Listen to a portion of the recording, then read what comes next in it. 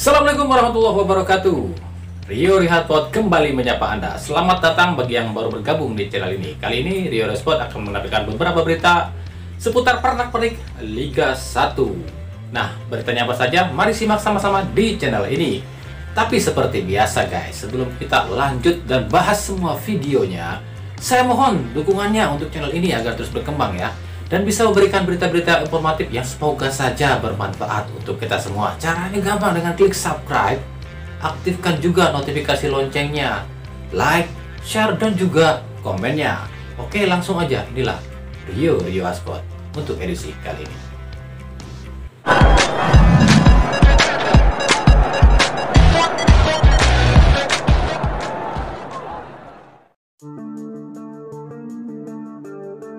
Ada hal unik terjadi yang terlewatkan saat Persib menghadapi PSS Sleman Jumat lalu, yakni sikap pelatih Persib Robert Rene Albert saat menyaksikan Wander Luiz mengambil tendangan penalti. Rene Albert diketahui membalikan badan dan tak mau melihat saat Wander Luiz mengambil tendangan penalti. Hal ini alasannya Rene Albert tak yakin Luiz mampu lakukan penalti. Di dalam sesi latihan, beberapa kali Luiz coba tendangan penalti dan selalu gagal. Inilah yang membuat Rene Albert gugup saat mengetahui Wander Luiz yang akan mengeksekusi penalti.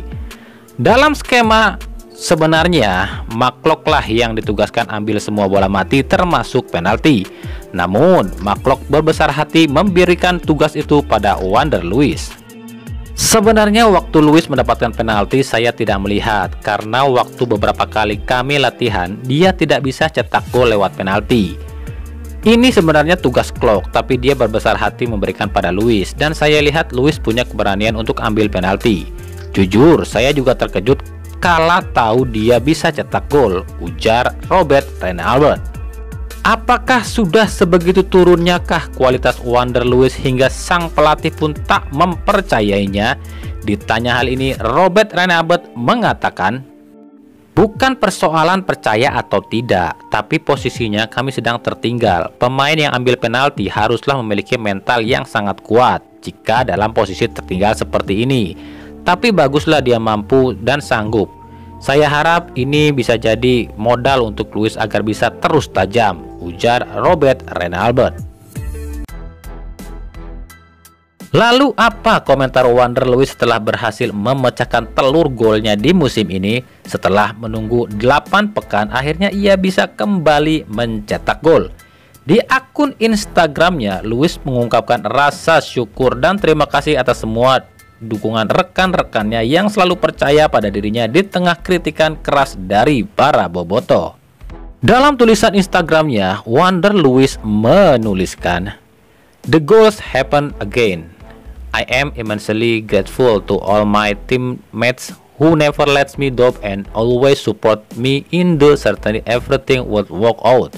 Now let's go to the next ones." Yang jika diartikan dalam bahasa Indonesia, gol terjadi lagi. Saya sangat berterima kasih kepada semua rekan tim saya yang tidak pernah membiarkan saya ragu dan selalu mendukung saya, dalam keyakinan semua akan berhasil. Sekarang mari kita ke yang selanjutnya. Lalu apa komentar Ahmad Jufrianto yang mendapatkan kritikan keras dari bobotoh usai melakukan blunder pada laga kontra PSS Sleman? Usai laga, Jupe mengatakan ia mengakui kesalahannya dan sebagai pemain ia harus terus memperbaiki diri. "Saya sebagai pemain harus selalu merasa kurang, harus selalu ada yang harus diperbaiki, khususnya di pertandingan tadi. Saya tahu itu kesalahan saya dan saya tidak mau mengulanginya," ujar Ahmad Jufrianto. Dalam akun Instagramnya, ia pun menyindir dirinya sendiri dengan sebuah status yang bertuliskan, "Kenapa ya koreng kalau mau sembuh suka gatal?" dengan emotikon bingung. Kata-kata ini jika diartikan artinya, kenapa masalah yang sudah akan selesai antara bobotoh dengan Persib ada saja gejalanya? Ya, Jupe merasakan benar gejolak di Persib, khususnya bobotoh yang menginginkan Persib tampil sempurna. Namun ada saja masalah kecil yang menerpa di perjalanan. Usai dikalahkan Bayangkara FC, pelatih Bali United Stefano Cugura terang-terangan mengkritik kinerja wasit. Pasalnya ia merasa timnya dicurangi oleh keputusan wasit, terutama kartu kuning William Pacheco yang membuat Pacheco akhirnya mendapatkan kartu kuning kedua dan diusir keluar lapangan. Kritikan Stefano Cugura ke wasit ini menambah panjang daftar kritikan yang ditujukan klub kepada kinerja wasit. Setelah sebelumnya ada Widodo Ceputro dari Persita Tangerang, Angelo Angelesio dari Persija Jakarta, Aji Santoso dari Persebaya Surabaya, Rene Albert dari Persib, dan beberapa petinggi klub lain. Kini Bali United pun merasakan hal yang sama dengan klub-klub lain yang dikerjai oleh wasit. Meskipun telah begitu banyak kesalahan-kesalahan wasit, namun hingga saat ini belum ada langkah konkret yang PSSI lakukan. Entah harus sampai kapan sepak bola Indonesia seperti ini. Bahkan Persebaya telah melayangkan surat protes pada PSSI soal keputusan wasit saat kontra Persela Lamongan. Dua keputusan wasit itu dinilai sangat merugikan Persebaya. Yang pertama, gol Jose Wilson yang dianulir karena dianggap belum melewati garis. Padahal dalam tayangan ulang, bola sepakan Wilson telah lewat garis gawang. Lalu yang kedua, gol Ivan Carlos dari Persela. Dalam tayangan ulang, Ivan Carlos jelas-jelas dalam posisi offside. Namun uniknya, hakim garis yang refleks mengangkat bendera justru menurunkan benderanya dan membiarkan gol pun terjadi. Lagi-lagi wasit yang memimpin laga ini adalah Mustafa Umarela yang juga dikenal sebagai sang anggota kepolisian Republik Indonesia.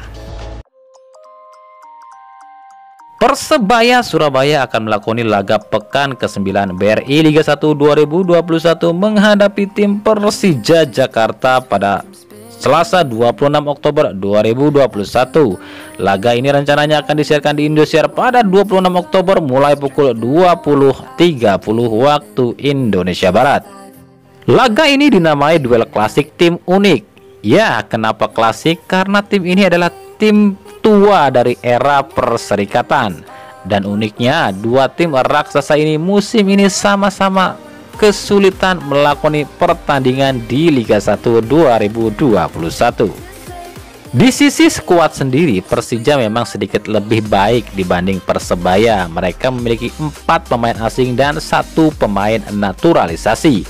Sedangkan Persebaya hanya memiliki 4 pemain asing saja.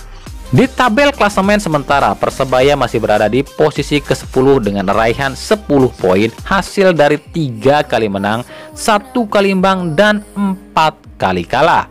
Sementara Persija di posisi 5 dengan raihan 13 poin hasil dari 3 kali menang, 4 kali imbang, dan 1 kali kalah. Di kubu Persebaya, tim ini dipastikan pincang setelah beberapa pemainnya harus absen. Yang pertama karena dipanggil timnas, pemain cedera yang belum sembuh seperti Satria Tama dan Koko Ari, kini diperparah hilangnya Arif Satria yang juga cedera otot paha. Ditambah hilangnya Ricky Kambuaya yang terkena akumulasi kartu dan Bruno Moreira yang masih menjalani hukuman kartu merah 2 pertandingan, membuat Persebaya benar-benar pincang. Dan berikut prediksi susunan pemain Persebaya Surabaya.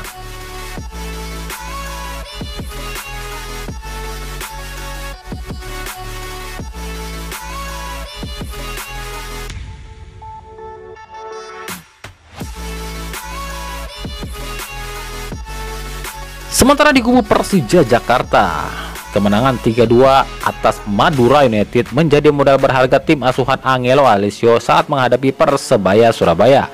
Apalagi gelandang asal Nepal Rohit Chan sudah kembali ke Persija menambah kekuatan tim asal ibu kota ini. Namun pelatih Italia ini mengatakan ada 2 kendala yang dihadapi saat bertemu Persebaya nanti. Kendala yang pertama yakni kurangnya waktu istirahat. Persija hanya punya waktu 4 hari untuk melakukan istirahat setelah laga kontra Madura United, yang membuat stamina para pemain Persija sedikit terkuras. Dan kendala yang kedua, hilangnya beberapa pemain yang absen seperti Tony Sucipto yang akumulasi, Maman Abdurrahman yang cedera hamstring, dan Ahmad Niko yang kurang fit. Jadi inilah kemungkinan formasi Persija Jakarta.